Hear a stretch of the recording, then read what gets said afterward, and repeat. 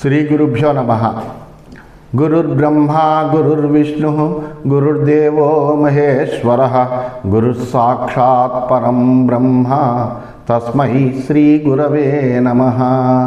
అస్మద్గురుచరణపాదారవిందాభ్యాం నమః. నిన్నటి మన మహాభారత ప్రస్థానంలో ఈ పంచేంద్రోపాఖ్యానమని ఒకే ఇంద్రులు, ఆ ఇంద్రులు ఐదుగురు ఇంద్రులు యొక్క స్వరూపము, వాళ్ళ యొక్క వృత్తాంతము, తర్వాత వాళ్ళే మానవలోకంలో పుట్టవలసినటువంటి పరిస్థితులు అన్నీ కూడా వ్యాసుడు ద్రౌపదుడికి వివరించాడు.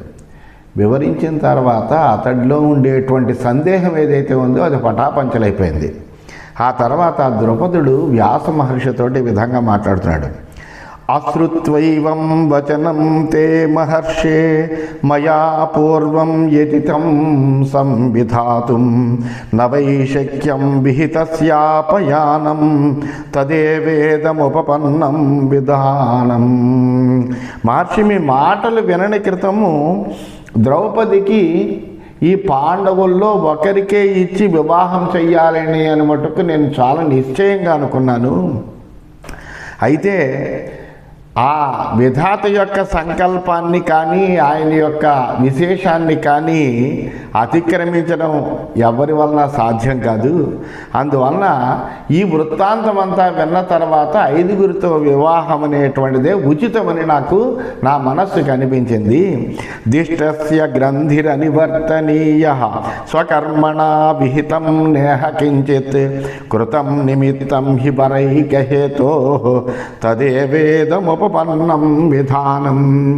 అయితే ఎవరి భాగ్యాన్ని ఎవ్వరూ తప్పించలేరు. స్వయంగా మనం ఏదో చెయ్యాలని అనుకున్నా కానీ, ఎంత ప్రయాసపడినా కానీ మన వల్ల అయ్యే పని కాదు. ఒక వరునికై నేను చేసినటువంటి ఏ ప్రయత్నం అయితే ఉందో అది ఐదుగురు వరుల్ని నాకు ఇచ్చింది అని అనుకుంటాను. కాబట్టి ముందు చేసినటువంటి నిర్ణయం ఏదైతే ఉందో అది చాలా ఉచితంగానే నాకు భావన కలుగుతోంది. యథైవ కృష్ణోక్తవతి పురస్తా నైకం పతిం మే భగవాన్ దదాతు సచాప్యేనం వరమిత్యబ్రవీత్తాం దేవో హి వేత్తా పరమం యదత్ర. పూర్వజన్మలో ద్రౌపది కూడా శంకరుడితో చాలాసార్లు నాకు పతిని కావాలని కోరింది కాబట్టి అతడు అలా వరమిచ్చాడు. ఇందులో దాగినటువంటి రహస్యం ఏదైతే ఉందో అది పరమాత్మకు తెలుసు కాబట్టి అలా ఇచ్చాడు. అందువలన విధాత సంకల్పము ఎవ్వరూ అతిక్రమించలేరు, అలా జరగవలసిందే. ఏది చైవం విహిత శంకరేణ ధర్మో ధర్మో వా నాత్ర మమాపరాధ గృహ్ణంత్వి మే విధివత్ పాణిమస్యాః యథోపజోషం విహితైషాం హి కృష్ణ. ఆ ఈశ్వరుడి యొక్క అనుశాసనం ఎలా ఉంటే అలా జరుగుతుంది. అయితే అందులో ధర్మాధర్మ ప్రసక్తి కానీ లేకపోతే అపరాధం కానీ ఇవేమీ ఉండవు. ఎందుకంటే ఈ ద్రౌపది పాండవులది, అందులో ఏమీ సందేహం లేదు. కాబట్టి విధి విధానంగా పాండవులు ఈమెను పరిగ్రహిస్తారు. ఇది బ్రహ్మ యొక్క సంకల్పం తప్ప మనది కాదు అని నేను నిశ్చయంగా నా బుద్ధిని తెలుసుకున్నాను అన్నాడు.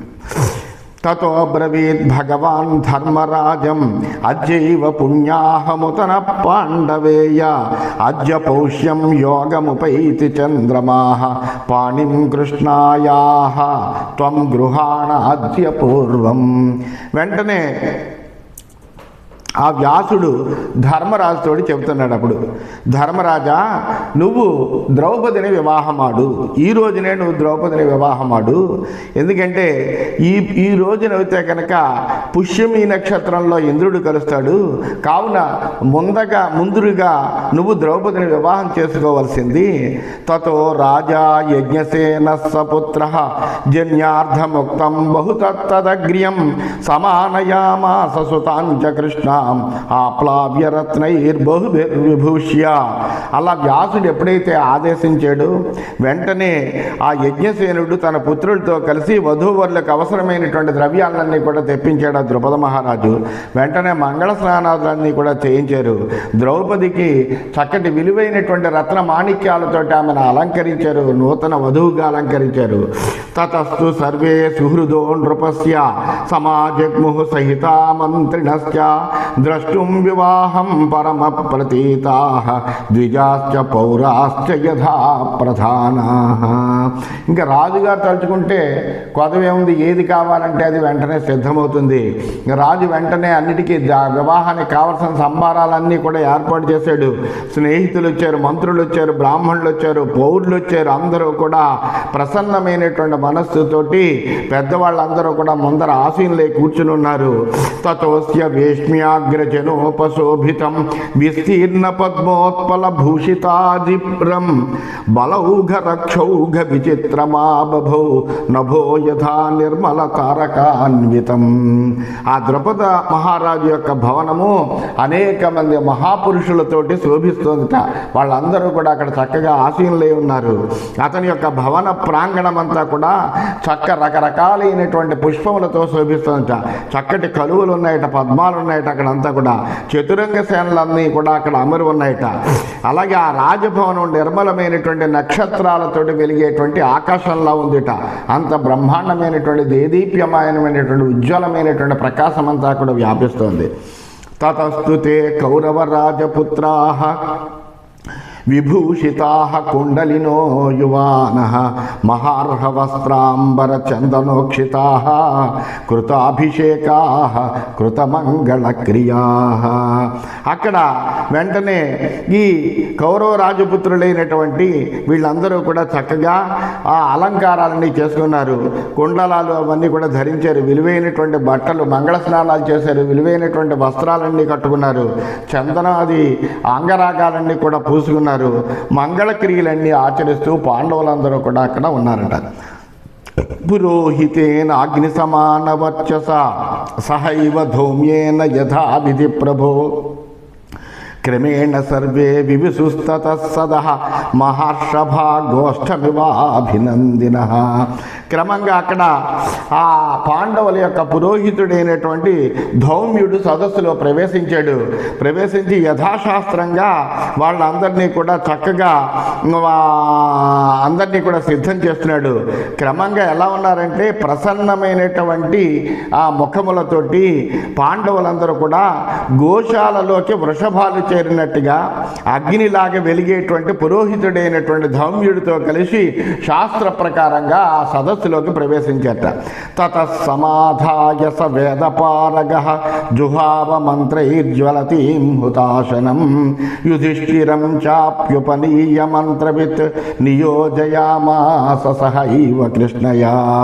ఆ తర్వాత వేదాంగ తత్వజ్ఞుడైనటువంటి వాడు, విద్వాంసుడైనటువంటి వాడు, సమస్తములైనటువంటి మంత్రములు మంత్రార్థములు కూడా తెలిసినటువంటి వాడు, పురోహితుడైనటువంటి ధౌమ్యుడు అగ్నిని ఆహుతి చేశాడు, వెలిగించాడు. చక్కగా మంత్రాహుతులన్నీ కూడా ఇచ్చాడు. యుధిష్ఠిరుణ్ణి పిలిచాడు. పిలిచి ఆ ద్రౌపదికి సూత్రం కట్టించాడు.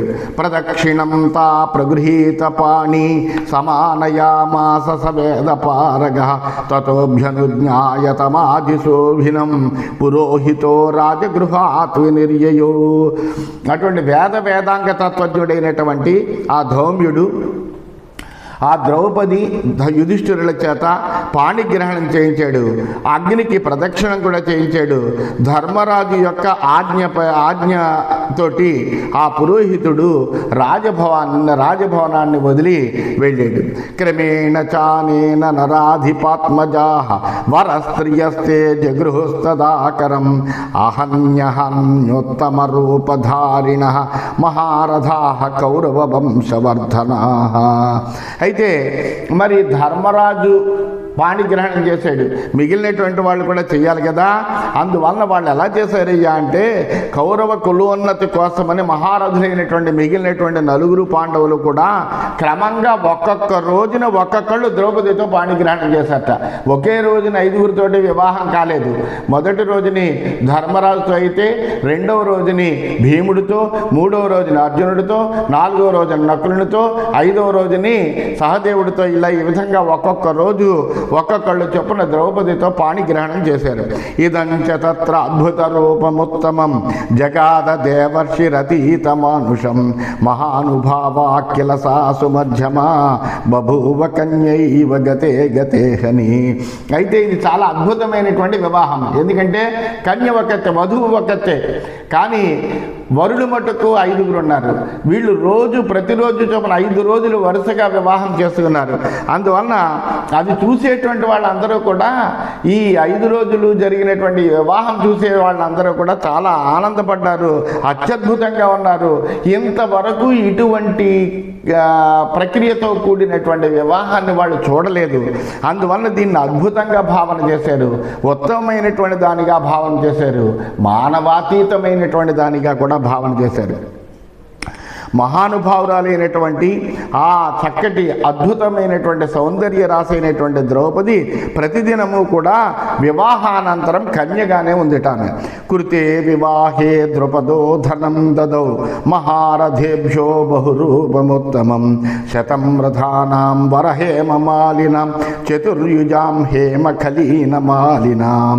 వివాహమైన తర్వాత ద్రుపదుడు మహారథులైనటువంటి ఆ పాండవులకి అనేకములైనటువంటి వస్తు సామగ్రిని, చక్కటి సువర్ణమైనటువంటి మాలల్ని, ఆ సువర్ణమైనటువంటి మాలల చేత అలంకరింపబడినటువంటి 100 రథాలని కానుకగా ఇచ్చేట. శతం గజానామపి పద్మినాం తథా శతం గిరీణామివ హేమశృంగిణాం తథైవ దాసీ శతమగ్రే యౌవనం మహార్హవేషాభరణాంబరస్రజం. అయితే పద్మము, శంఖము కలిగినటువంటి 100 ఉత్తమమైనటువంటి గజాలని, బంగారు తొడుగులు తొడిగి కొమ్ములు కలిగినటువంటి 100 ఏనుగులను, యౌవనవతులైనటువంటి 100 మంది దాసీజనాన్ని, విలువైన వస్త్రాలని, ఆభరణాలను, ఇవన్నీ కూడా ద్రౌపదుడు వాళ్ళకి కానుగ్గా ఇచ్చేట. పృథక్ పృథక్ దివ్యదృశాం పునర్దదౌ తదాధనం సామకిరగ్ని సాక్షికం తథైవ వస్త్రాణి విభూషణాని ప్రభావయుక్తాని మహానుభావః. చంద్రవంశంలో పుట్టినటువంటి వాడు, మహానుభావుడైనటువంటి ద్రుపద మహారాజు దివ్యమైనటువంటి నేత్రములు కలిగినటువంటి ఆ పాండవులందరికీ వేరువేరుగా ఒక్కొక్కళ్ళకి విడివిడిగా అగ్ని సాక్షికంగా ధనాన్ని, వస్త్రాలను, అధికార సూచకాలైనటువంటి అనేకములైనటువంటి ఆభరణాలను అన్నీ ఇచ్చి ఆయన వాళ్ళని సత్కరించేట. కృతే వివాహే చ తతస్తు పాండవాః ప్రభూత రత్నాముపలభ్యతాం శ్రియం విజహృరింద్ర ప్రతిమా మహాబలాః పురేతు పాంచాల నృపస్య తస్య హి. అయితే వివాహం అయిన తర్వాత ఆ మహాబలశాలైనటువంటి వాళ్ళు, ఇంద్రుడితో సమానమైనటువంటి పరాక్రమం కలిగినటువంటి పాండవులందరూ కూడా అనంతములైనటువంటి రత్నరాశులతో పాటు లక్ష్మీదేవి వంటి ఆ ద్రౌపదిని కూడా పొందినటువంటి వాళ్ళ ఆ పాంచాల రాజ నగరంలో హాయిగా వ్యవహరించారట. సర్వేపి అతుష్యన్ నృప పాండవేయాః తస్యాః శుభైః శీల సమాధివృత్తైః సాచాప్యేషా యాజ్ఞసేనీ తదానీం వివర్ధయామాస ముదం స్వసుబ్రతైః.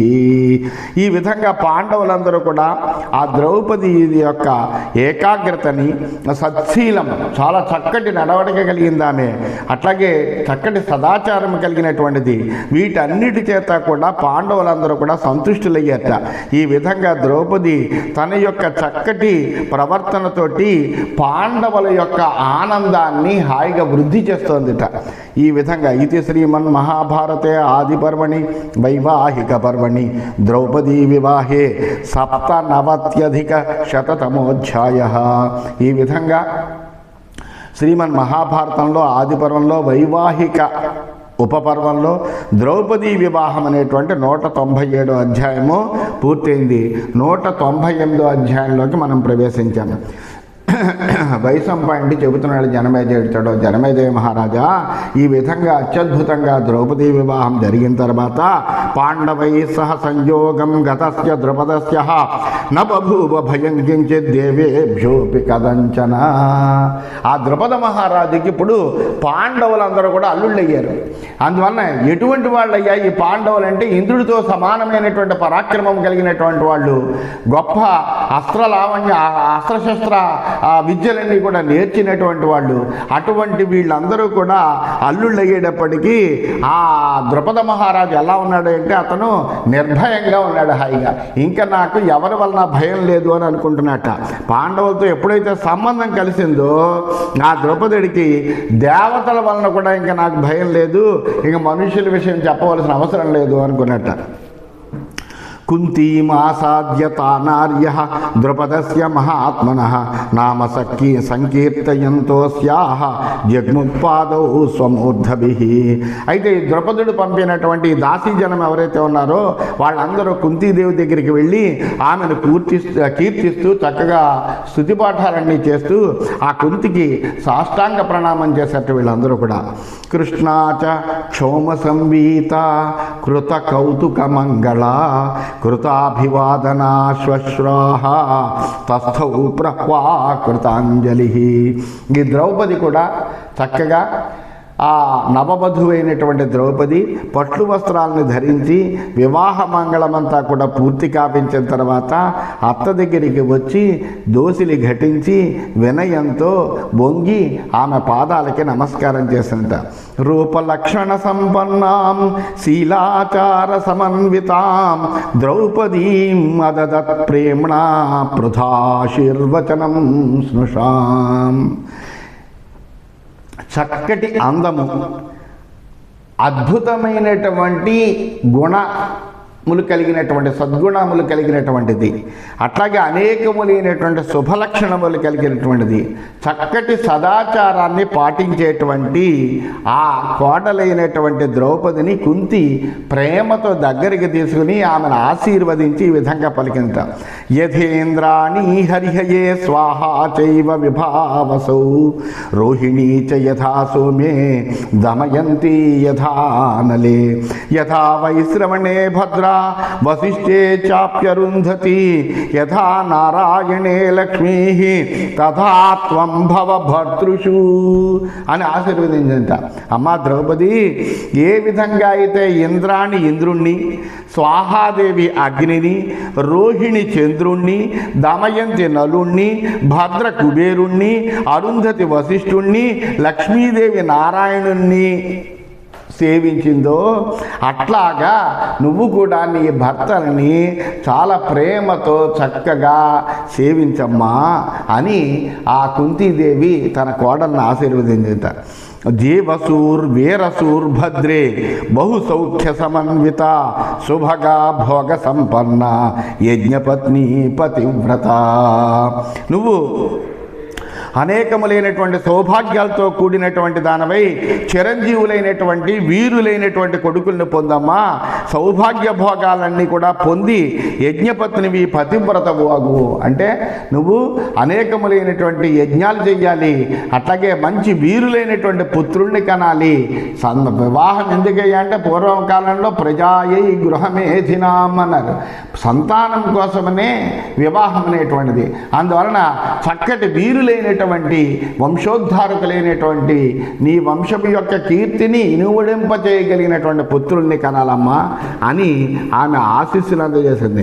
అతిథీన్ ఆగతాన్ సాధూన్ వృద్ధాన్ బాలాన్ తథా గురూన్ పూజయంత్యా యథా న్యాయం శశ్వత్ గచ్చంతు తే సమాహ.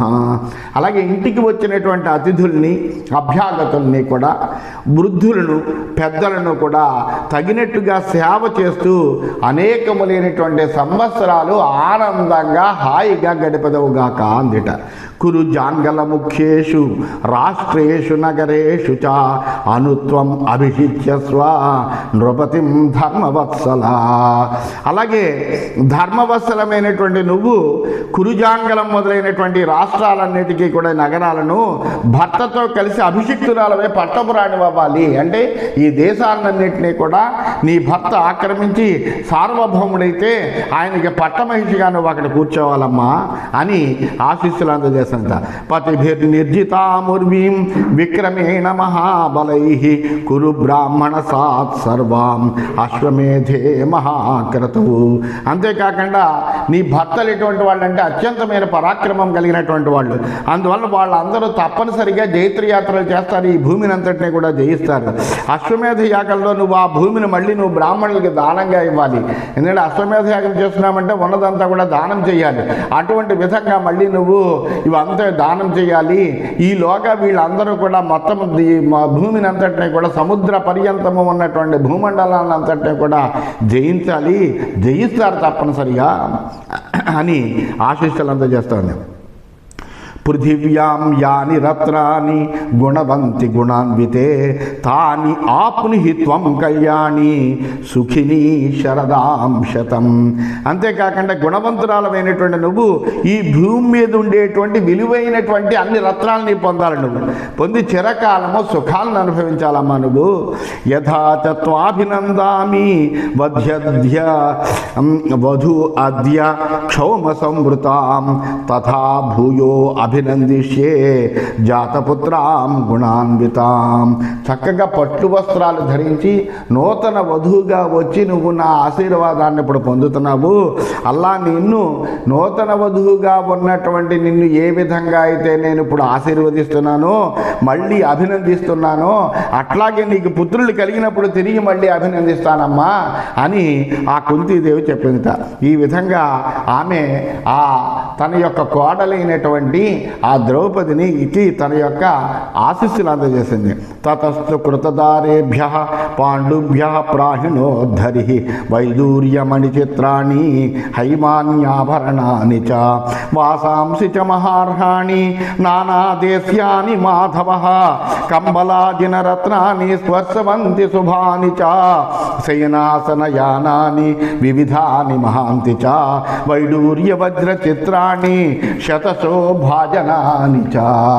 ఈ ద్రౌపదిని పాండవులు వివాహం చేసుకున్నారు అనేటువంటి విషయం తెలుసుకున్నటువంటి ఆ శ్రీకృష్ణుడు ఆ వివాహం చేసుకుని వచ్చినటువంటి పాండవులకి ఆయన అనేకములైనటువంటి వైడూర్యాలు రత్నాలు అన్నీ పొదిగినటువంటి అనేకములైనటువంటి ఆభరణాలు విలువైనటువంటి వస్త్రాలు అలాగే వివిధ దేశాల నుంచి తెప్పించబడినటువంటి అనేకములైనటువంటి కంబళీలు అలాగే అనేకములైనటువంటి కృష్ణాజినాలు రత్నాలు తల్పాలు వాహనాలు వైడూర్యాలు పొదిగిన పాత్రలు ఇలాంటి అనేకములైనటువంటి బహుమానాలుగా ఆయన ఆ శ్రీకృష్ణుడు పంపించేట. రూప యౌవన దాక్షిణ్యై ఉపేతాశ్చ స్వలంకృతా ప్రేష్యా సంప్రదదౌ కృష్ణ నానాదేశ్యా స్వలంకృతా. అంతేకాకుండా చక్కటి రూప యౌవన దాక్షిణ్యాలు కలిగినటువంటి వాళ్ళు చక్కగా అలంకరింపబడినటువంటి వాళ్ళు అనేక దేశముల నుండి వచ్చినటువంటి దాసీ జనాన్ని అంతటినీ కూడా ఈ పాండవులకి శ్రీకృష్ణుడు పంపించాడట. గజాన్ వినీతాన్ భద్రాంశ్చ సదస్వాంశ్చ స్వలంకృతాన్ రథాంశ్చ దాంతాన్ సౌవర్ణై శుభ్రై పట్టైరలంకృతాన్ కోటిశశ్చ సువర్ణంచ తేషాం అకృతకం తదా వీధీకృతమమేయాత్మా ప్రాహిణోన్మధుసూదన. ఆ మధుసూదనుడు తన అనేకములైనటువంటి ఏనుగులను అట్లాగే అలంకరింపబడినటువంటి గుర్రాలను దంత నిర్మితమైనటువంటి రథాలను బంగారు నాణాలను కోట్ల కొలది స్వర్ణరాశులను ఆ మాధవుడు తలుచుకుంటే లోటే ఉంది. అందువలన అనేకములైనటువంటి సంపదలన్నీ కూడా బారులు తీర్చి అనేకములైనటువంటి యానాల మీద వీళ్ళకి పంపించేట. తత్సర్వం ప్రతిజగ్రాహ ధర్మరాజో యుధిష్ఠిర ముదా పరమయా యుక్త గోవింద ప్రియకామ్యయ. ధర్మరాజు అయినటువంటి యుధిష్ఠిరుడు చాలా సంతోషం పొందినటువంటి వాడై శ్రీకృష్ణుడు తమ యందు కలిగినటువంటి అభిమానంతో ప్రేమతో తమకు ఈ వివాహ సమయంలో పంపించినటువంటి అనేకములైనటువంటి కానుకలన్నింటినీ కూడా ఆయన స్వీకరించాడు. ఎందుకు స్వీకరించాడు అంటే ఆ గోవిందుడికి ప్రియాన్ని కలిగించడం కోసమని. ఎందుకంటే వీళ్ళ మధ్య ఉండేటువంటి అనురాగం ఎటువంటిది అంటే అన్యోన్యము ఉన్నటువంటి పరస్పర అనురాగం, వాళ్ళకి ఒకళ్ళంటే ఒకళ్ళకి అమితమైనటువంటి అనురాగం కలిగినటువంటి వాళ్ళు. అందువలన ఆ గోవిందుడికి ఇష్టం కలిగించడానికి ఆ ధర్మరాజు వాటినన్నిటినీ కూడా చక్కగా వినయంగా గ్రహించేట.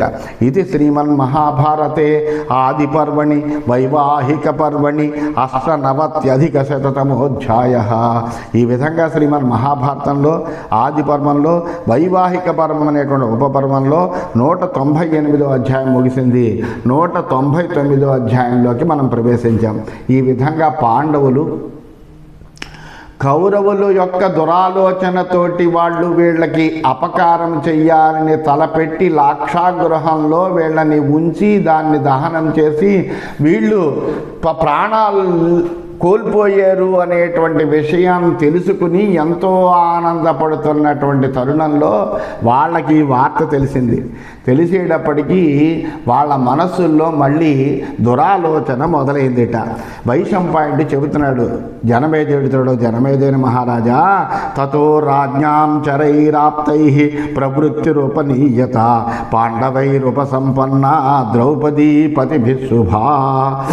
అయితే రాజులు అందరూ కూడా అక్కడ యుద్ధం జరిగింది, యుద్ధం నివారింపబడింది, రాజులందరూ వెనక్కి వెళ్ళిపోయారు, ఎవరి స్థానాలకి వాళ్ళు వెళ్ళిపోయారు. కేవలం ఎవరో బ్రాహ్మణుల చేత ఈ ద్రౌపది జయించబడింది అనే రాజులందరూ అప్పటి వరకు అనుకున్నారు.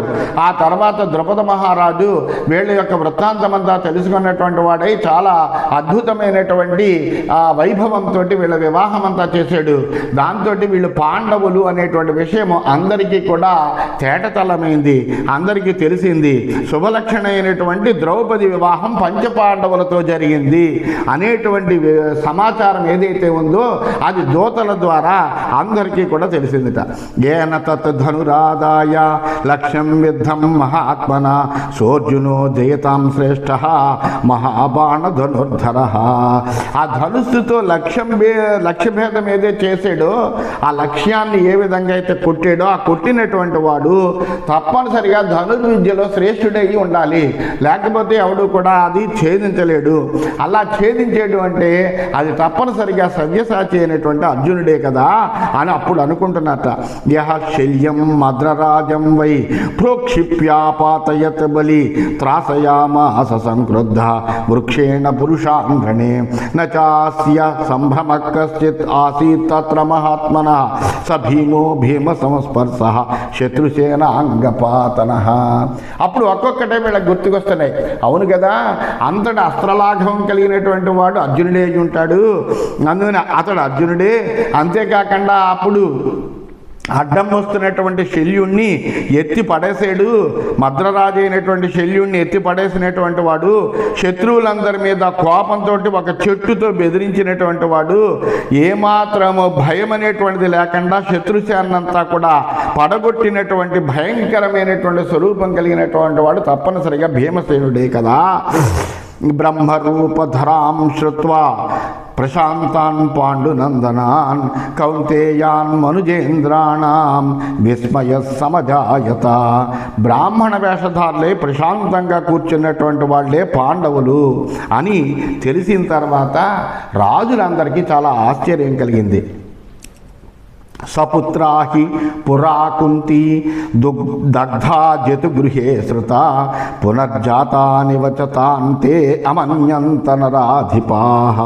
అయితే ఇప్పటివరకు వాళ్ళందరూ ఏమనుకున్నారు, అక్కడ ఆ లక్క ఇంటిల్లో పిల్లలతో కలిసి కుంతీదేవి దగ్ధమైపోయింది అని విన్నారు వాళ్ళందరూ కూడా. అటువంటిది ఇప్పుడు మళ్ళీ ఆ కుంతి పాండవులు వీళ్ళందరూ పాండవులే అనేటువంటి విషయం తెలిసేటప్పటికీ ఆ రాజులకి వీళ్ళందరూ కూడా ఈ కుంతి పాండవులు మళ్ళీ తిరిగి బతికొచ్చారా అని అనిపించిందట. దిగకుర్వం తథా భీష్మం ధృతరాష్ట్రం చ కౌరవం కర్మణ అతి నృశంసేన పురోచన కృతేన వై. అయితే పురోచనుడు చేయబడినటువంటి ఈ క్రూర కర్మని తెలుసుకున్నటువంటి రాజులందరూ కూడా భీష్ముణ్ణి, కురురాజు అయినటువంటి ధృతరాష్ట్రుణ్ణి కూడా అధిక్షేపించారు. అదేమిటి, అన్నదమ్ముల పిల్లలే వీళ్ళు పాండురాజు పుత్రుల్ని చేరదీసి వీళ్ళు చక్కగా రాజ్యంలో సగ భాగం ఇచ్చి వాళ్ళని ఆదరించవలసినటువంటి వాళ్ళు కదా, అటువంటిది ఏమీ లేకుండా వాళ్ళని చంపాలని చూస్తున్నారేమిటి? అక్కడ మరి ఆ కురువంశానికి ప్రతిష్టభూతుడైనటువంటి ఆ భీష్మాచార్యుడు కూడా ఉన్నాడు కదా, అయినప్పటికీ కూడా వాళ్ళెవరిని ఆ భీష్ముడు కూడా దీన్ని నిరోధించలేదా అని ఆ ధృతరాష్ట్రుణ్ణి, భీష్ముడిని కూడా ఆ మిగిలినటువంటి రాజులందరూ కూడా అధిక్షేపిస్తున్నట్ట. ధార్మికాన్ వృత్త సంపన్నాన్ మాతు ప్రియహితే రతాన్ యదా తాని దృశాన్ పార్థాన్ ఉత్పాదయితుమిచ్చతి. ఆ ధృతరాష్ట్రుడు ధార్మికులైనటువంటి, ధర్మాత్ములైనటువంటి, తల్లి మేలు కోరేటువంటి వాళ్ళైనటువంటి పాండవుల్ని చంపింపగోరాడు. అబ్బా, ఎంత దురదృష్టమో కదా, ఇంతకంట దృష్టమైనటువంటి ఆలోచన ఎవరికైనా ఉంటుందా అని అనుకున్నట్ట. తత స్వయంవరే వృత్తే ధార్తరాష్ట్ర అస్మ భారత మంత్రయంతః తతః సర్వే కర్ణ సౌబలదూషితాః. అయితే స్వయంవరం అయిపోయింది. ఆ తర్వాత ద్రౌపది వివాహం కూడా అయింది. ఈ పాండవులందరూ కూడా ఇలాగా బలంగానే బ్రతికే ఉన్నారు అనేటువంటి విషయం తెలిసిన తర్వాత వెంటనే ఈ కర్ణుడు, శకునులు వశమైనటువంటి, అంటే కర్ణుడు, శకుని ఏం చెబితే అది వింటూ ఉంటారు దుర్యోధనుడు మొదలైన వాళ్ళందరూ కూడా. అందువలన వాళ్ళు ఆ దుర్యోధనాదుల్ని అందరినీ దగ్గరికి తీసుకుని వాళ్ళతోటి ఒక మంత్రాంగం, రహస్యమైనటువంటి ఒక మంత్రాంగం సాగిస్తున్నట్ట. మళ్ళా మనము దీనికి ప్రతిక్రియ ఏం చేయాలి, ఎటువంటిది చేస్తే మనం పాండవుల్ని నిగ్రహించగలము అనేటువంటి ఉద్దేశంతో ఒక దురాలోచన చేయడం కోసమని వాళ్ళందరూ కూడా సమావేశమయ్యారట. వాళ్ళు ఎటువంటి ఆలోచన చేశారనేటువంటిది రేపటి భాగంలో తెలుసుకుందామని చెబుతూ స్వస్తి.